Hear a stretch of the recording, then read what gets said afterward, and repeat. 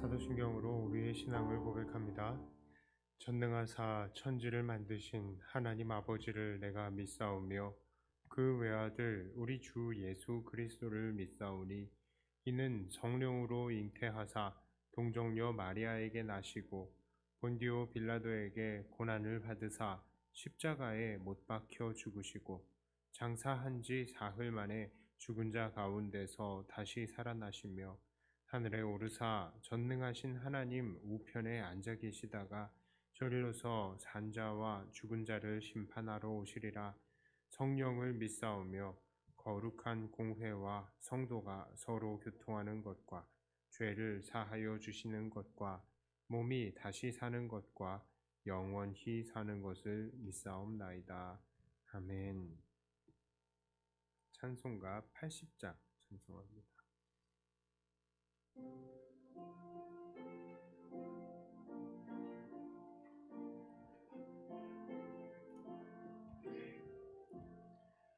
전지에 있는 이름 중 귀하고 높은 이름 주나시기 전 지으신 우주의 이름 예수 주 앞에 내가 엎드려 이 이름 찬송하민 내 귀에 들린 말씀 중 귀하신 이름 예수 주 십자가에 달릴 때 명패에 쓰인 대로 저 유대인의 왕이요 오늘이 왕이시라 주 앞에 내가 엎드려 이 이름 찬송하민 내 귀에 들린 말씀 중 귀하신 이름 예수 지금도 살아계셔서 언제나 하시는 일 나 같은 죄인 부르사 참 소망 주시도다 주 앞에 내가 엎드려 이 이름 찬송하민 내 귀에 들린 말씀 중 귀하신 이름 예수 주 예수께서 영원히 어제나 오늘이나 이 이름으로 우리에게 참 복을 내리신다 주 앞에 내가 엎드려 이 이름 찬송하민 내 귀에 들린 말씀 중 귀하신 이름 예수 아멘.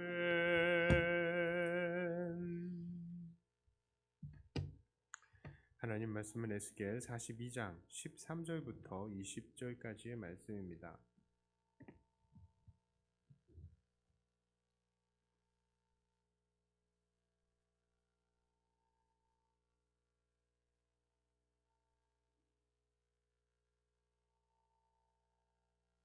에스겔 42장 13절부터 20절까지의 말씀을 제가 봉독해 드립니다.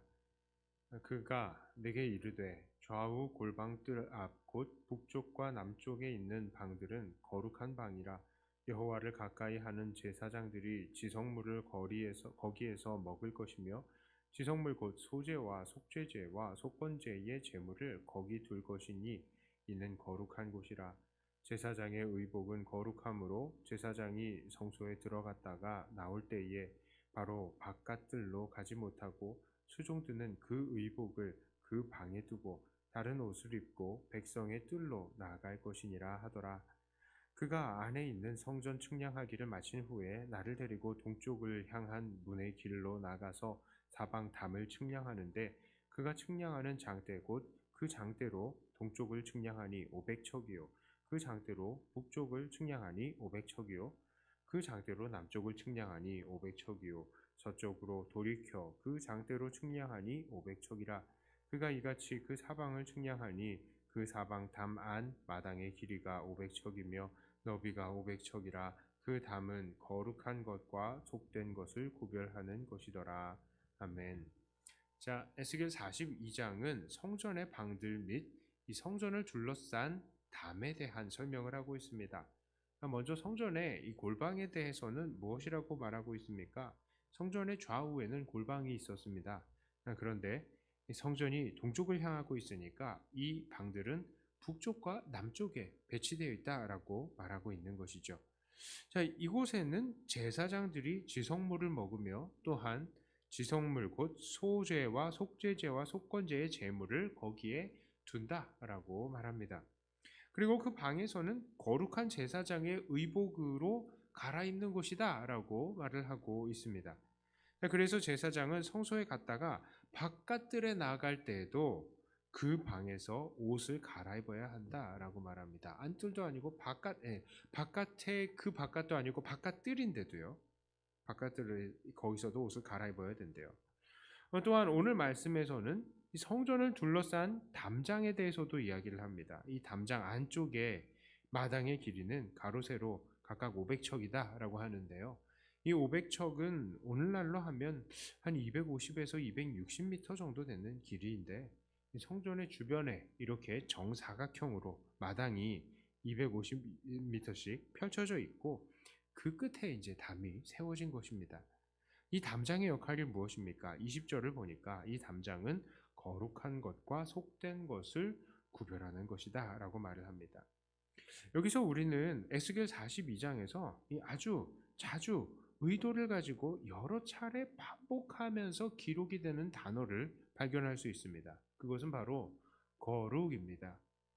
우리는 오늘 본문을 통해서 이 거룩에 대해서 두 가지 정도를 나누었으면 좋겠습니다. 첫째로요, 우리는 이 본문에서 하나님은 거룩하신 분이다 라는 것을 다시 깨닫습니다. 왜 제사장들을 위한 방이 마련이 되어 있어서 그곳에서 거룩한 음식을 먹고 그곳에서 거룩한 제물을 보관을 하고 또 그곳에서 거룩한 제사장의 옷으로 갈아입습니까? 그렇습니다. 하나님께서 거룩하시기 때문입니다. 왜 성전은 사방이 담으로 막혀져 있습니까? 하나님이 거룩하시기 때문입니다. 하나님께서는 거룩하십니다. 거룩함은 하나님과 하나님이 아닌 것을 구별하는 것이다 라고 말씀을 드렸습니다. 그러므로 이 거룩을 다른 말로 한다면 유일함과 같은 말이 되는 것입니다. 우리는 세상을 여러 가지 카테고리로 나누기도 합니다. 필요한 사람, 필요 없는 사람, 똑똑한 사람, 똑똑하지 못한 사람, 잘생긴 사람, 못생긴 사람, 이런 식으로 나눌 수가 있겠죠. 그러나 이 세상을 가장 정확하고 확실하게 구분하는 것은 딱 두 가지입니다. 바로 하나님과 하나님이 아닌 것이죠. 그런데 여기서 하나님의 영역을 우리는 거룩하다라고 말하는 것입니다.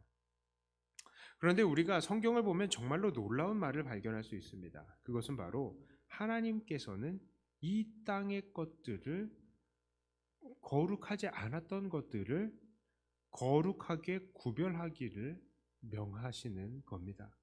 그래서 구약의 내용들을 돌아볼 때에 성막이나 성전의 기구들이나 그리고 각종 제물들 이런 것들을 거룩하게 구별하라라고 하신 것이죠. 그런데 그렇게 구별해야 하는 것들 중에 가장 중요한 것이 있습니다. 그것이 바로 무엇이냐? 하나님의 백성들, 우리 자신들이에요. 레위기 11장 45절에 이렇게 말합니다. 나는 너희의 하나님이 되려고 너희를 애굽 땅에서 인도하여 낸 여호와라. 내가 거룩하니 너희도 거룩할지어다. 이것의 의미가 정말로 중요합니다. 하나님이 거룩하시니 사람들도 거룩하라고 명령하시는 이 말씀은 온 세상과 구분이 되는 특별하고 유일하신 하나님께서요, 그렇지 않은 우리들을 그 하나님의 유일하심으로 초대하시는 거예요. 우리를 이 세상의 영역에서 하나님의 영역으로 옮기라라고 말을 하는 것입니다. 그러므로 우리는 거룩하신 하나님의 그 거룩하심 앞에 우리를 거룩히 구분해 드리는 삶을 살아드려야 하겠습니다.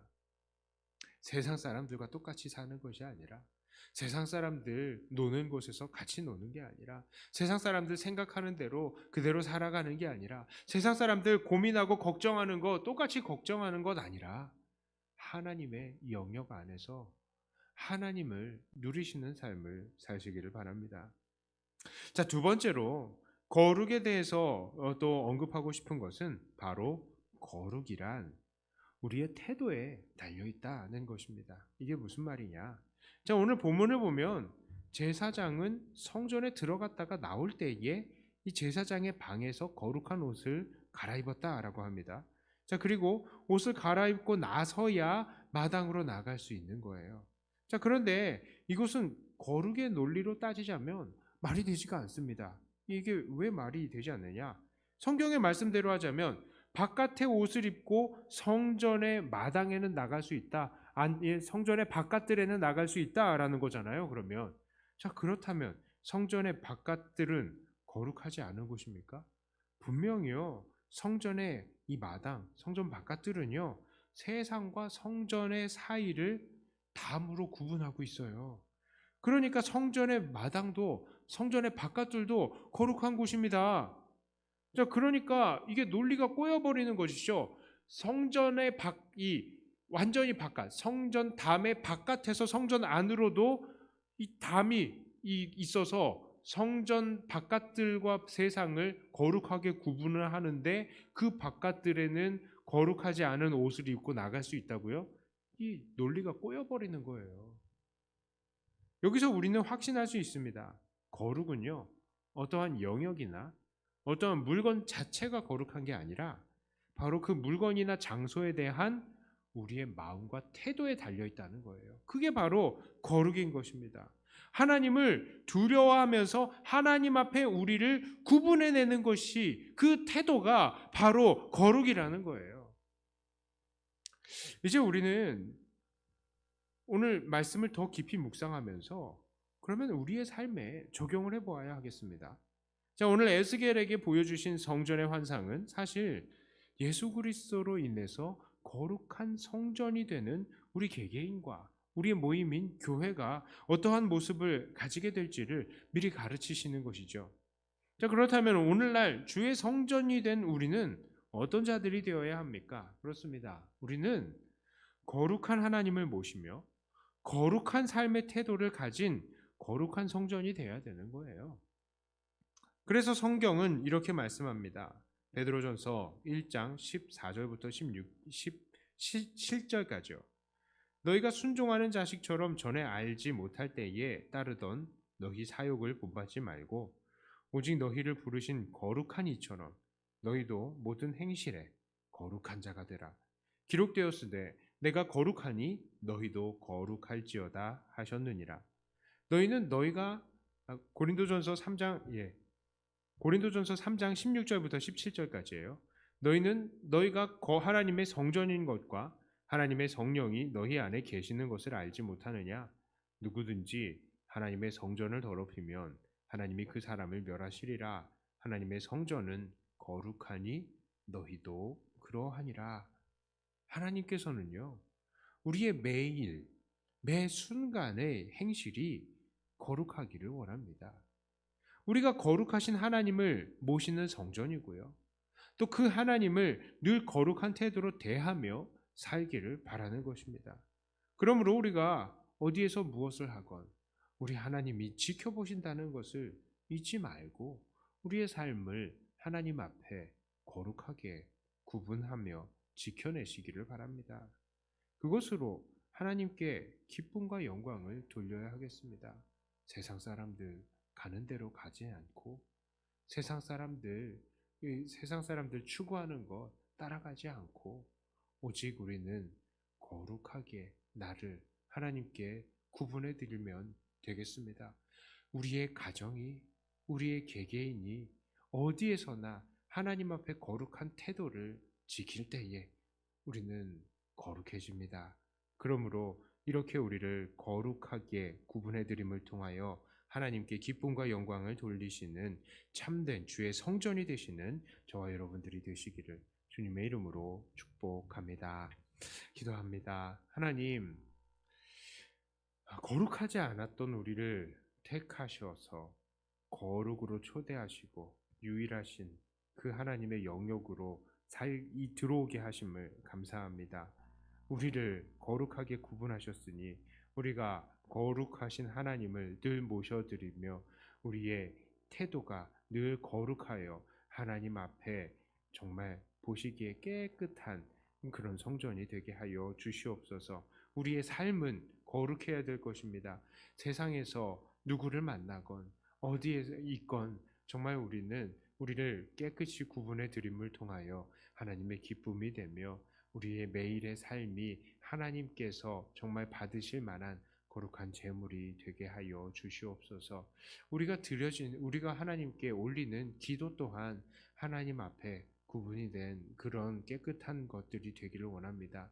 세상의 염려와 걱정과 유혹이 그대로 묻어 있는 더러운 기도가 아니라 정말 하나님께서 기뻐하실 만한 거룩한 기도, 깨끗한 기도, 하나님께 향기로운 예물로 올려드릴 수 있게 하여 주시옵소서. 감사드립니다. 이 시간을 주님께 맡겨드리고 우리 주 예수님 이름으로 기도드리옵나이다. 아멘. 하늘에 계신 우리 아버지여, 이름이 거룩히 여김을 받으시오며 나라의 임하옵시며 뜻이 하늘에서 이룬 것 같이 땅에서도 이루어지이다. 오늘날 우리에게 일용할 양식을 주옵시고 우리가 우리에게 죄 지은 자를 사하여 준 것 같이 우리 죄를 사하여 주옵시고 우리를 시험에 들게 하지 마옵시고 다만 악에서 구하옵소서. 되게 나라와 권세와 영광이 아버지께 영원히 있사옵나이다. 아멘. 받은 말씀 가지고도 교회를 위해서 기도하시고 각자 가지고 나오신 기도 제목으로 기도하시다가 돌아가겠습니다.